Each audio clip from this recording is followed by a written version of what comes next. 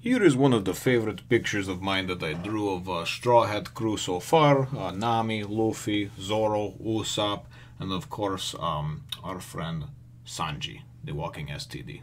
I hope you enjoy. One Piece, Coby and Helmeppo's Chronicle of Toil.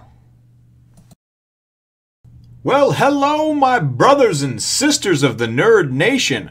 I, as always, am Jim, here to bring you kind of another review slash recap for another one of the cover story arcs, the ingenious arcs that Oda has done to kind of put together over the course of several, 30, 40 chapters, each in, having one page and then connecting together for characters that we saw in the main story, but then, they eventually kind of got pushed to the side or the Straw Hats moved on, of course. And this kind of shows what happened to some of those characters. And in the case of the last one with Buggy meeting up with Alvida, of course, that was kind of what happened in between them circling back around and of course running into them, later on towards chapter 100. So it's actually pretty cool. The basic idea of it is that it opens up with Koby, and he's now working at the Shelltown Navy base, of course, where we left him back in chapter 7, I believe, along with Helmeppo.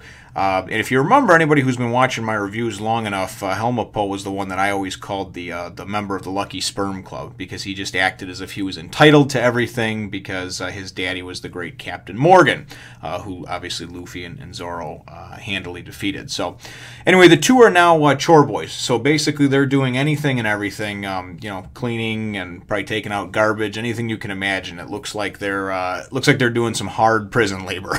So while Helmeppo hopes to get revenge on Luffy, Koby winds up befriending Rika. If you remember, that's the little girl that that had brought some food to Zoro. Had made the rice balls for him with sugar. And anyway, the two are stationed. They wind up after this winds up going on for 5, 6 covers. The two wind up then getting stationed on the naval ship that's going to take the imprisoned and disgraced axe hand Morgan to another ship, which will take him to prison. So they're going to be transporting him over here for his wrongdoings and such. During the transfer, Morgan attacks Vice Admiral Garp, who we don't really know a whole lot about at this point. I don't know if he's going to turn around to be a main character eventually. I'm sure we're going to get reintroduced to him just because of where he stands as far as his ranking, being of the Vice Admiral.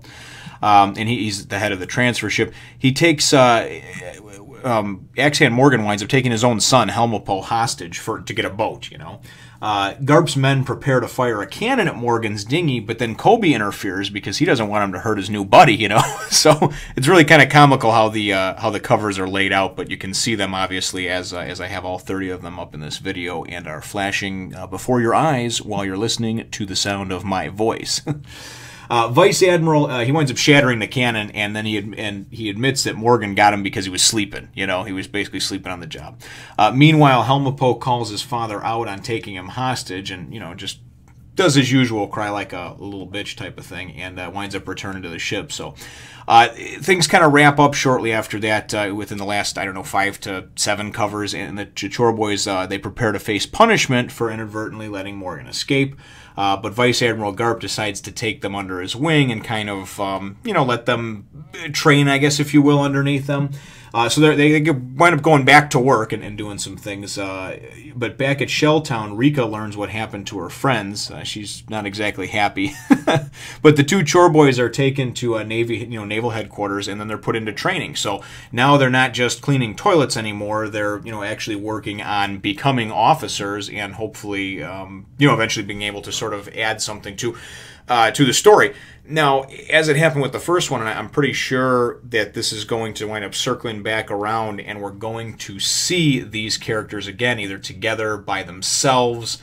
Maybe next time Luffy winds up meeting with Koby, they are like mortal enemies, because obviously now he's maybe a naval officer at that point. So those are, I guess, just some of my thoughts or predictions on it. I really do enjoy the way that it's laid out, though, because coming from that background where I was on a monthly deal with comic books, this is really neat, these manga being serialized every week like this, because you can put a cover story in like this and still draw the reader's attention and keep the reader's attention.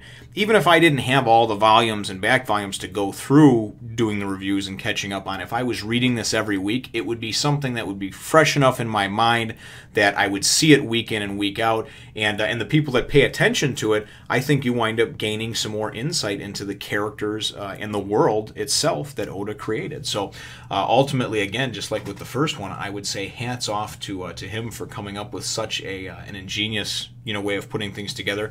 I'm sure that's probably done in other in other series as well. I don't know if it's implemented as well as it has been so far, or that I've seen in this particular series, but as I said, just really kind of neat how they put it together. And take two characters that ultimately, I mean, Helmeppo was not a very likable character. I did not like him, nor did I really like Buggy or Alvida. I mean, they were just kind of irritants to me. And they wound up, doing a great cover story that they was able to put together, and then of course insert them back into the main story some chapters later. And this one's no different. This is kind of cool because it does go and show Koby, who is a very likable character, and Helmeppo, who, you still dislike the guy, but maybe you feel a little bit more sorry for him. I don't know, just because his dad's a dick. But anyway, that'll wrap this one up, though, ladies and gentlemen. I hope you enjoyed. Remember to hit the like button if you should think that I deserve it. Of course, leave comments in the comment box down below. And subscribe if you haven't done so already. We'll catch you in the next one, Nation.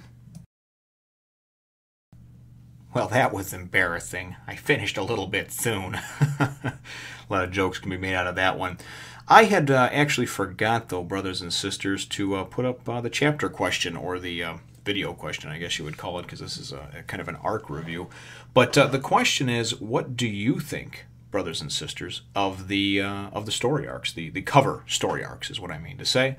That is what I would like you to leave in the comments down below. Certainly, I do hope that you enjoy these. I enjoy putting them together, and really just am looking forward to digging into each and every one and seeing how everything fits back into this just large and magnificent and wonderfully realized and detailed world that Oda has created. So we will look forward to catching you in the next one, Nation. This is kind of a sneak peek preview for all you brothers and sisters who actually stick around to listen to me at the end of these videos. It will not be in a chapter review for a little while now, but sneak peek for you.